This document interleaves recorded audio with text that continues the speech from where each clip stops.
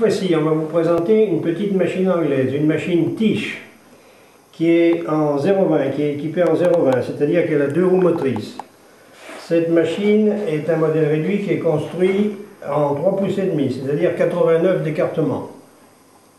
Cette machine est une machine qui peut servir dans les banlieues pour des circuits courts. C'est une machine qui a une vitesse assez lente, mais qui est vitement rendue à sa vitesse maximum, du fait de ses petits trous.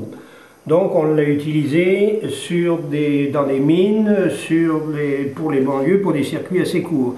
Cette modèle de traction lui permettait d'avoir sa vitesse maximum tout de suite. En plus, on a les réserves de charbon et d'eau sur la machine, c'est-à-dire qu'on n'a pas de train d'air. Et il est plus facile de la faire circuler en avant et en arrière. Bon, cette machine a été faite vers 1890. Alors cette machine est assez moderne de par sa distribution Welch-Aert. En plus, elle a un injecteur Giffard. Elle a une boîte à fumée qui est assez bien faite, qui permet d'avoir un bon tirage. On va appeler beaucoup d'oxygène sur la grille.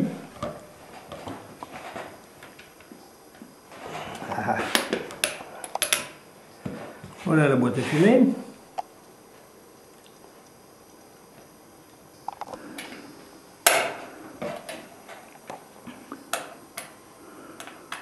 Alors maintenant, je m'en vais vous la pencher pour qu'on puisse voir l'équipement mobile de la machine. Voilà. Alors on voit ici en premier plan le sifflet. On voit le dispositif Welch-Aert, c'est-à-dire on a 2 prises de mouvement. On a une prise de mouvement ici sur l'essieu arrière et on a une prise de mouvement sur le débattement de la tige de piston. Et on a une coulisse Stephenson ici qui va permettre d'avoir les 2 sens de marche. Dessous, en premier plan, on a le système de freinage ici. On a l'excentrique qui va commander la pompe à eau.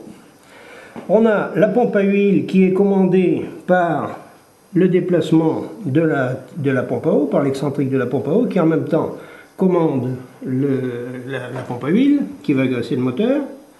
Ici, on a le cendrier. Après, qu'est-ce qu'on a encore? On a le sifflet ici. Alors dans la construction des modèles réduits, c'est difficile de faire un sifflet assez grave en petite taille. Donc pour le faire assez long, on le cache et on le met dessous le châssis de la machine. Normalement le sifflet devrait être dessus à côté de la cabine. Bon, alors c'est à peu près tout ce qu'il y a à voir dessous. Je la remets en position. Alors maintenant, ici on a la soupape de sûreté avec le dôme de prise de vapeur. Ici, on a une nourrice qui va alimenter le souffleur et qui va alimenter l'injecteur. Ici, on a le robinet qui va commander l'ouverture de l'eau sur l'injecteur. Le frein à main, le frein de la machine.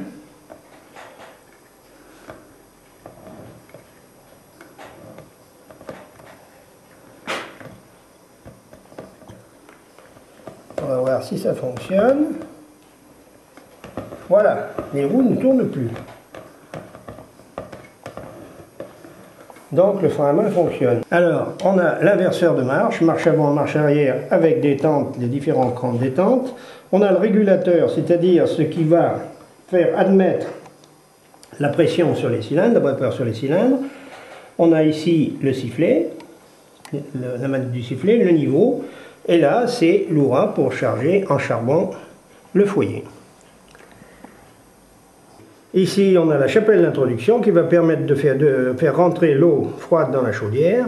Et on a l'entrée des 2 bâches à eau. Alors d'un côté, on a un truc qui est particulier au modèle réduit, c'est-à-dire la pompe qui va permettre au départ de remplir la chaudière. C'est une pompe mécanique à main.